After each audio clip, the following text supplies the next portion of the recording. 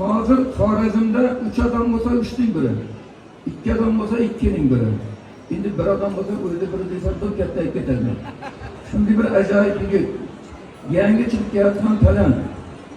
Mana 3 kundan beri O'zbekistonda bayram. Ustamizning Ortiqxo'jayev tug'ilgan kuni edi.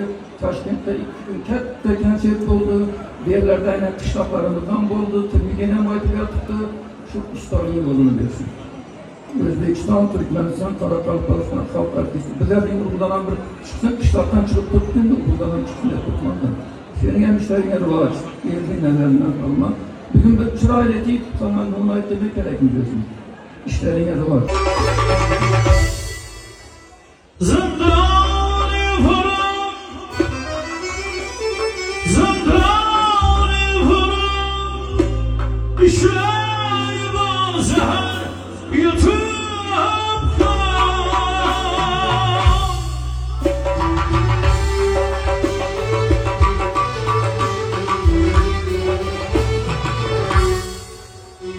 yüz katre hayat eder olan Recep.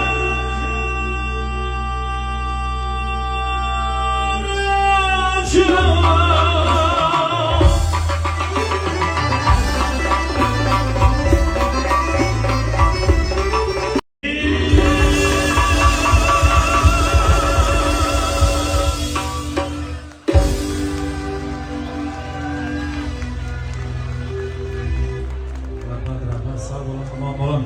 Sizlerden bir yediniz. Şimdi şurayla faizi toylama versin. Rahmet, aman olun.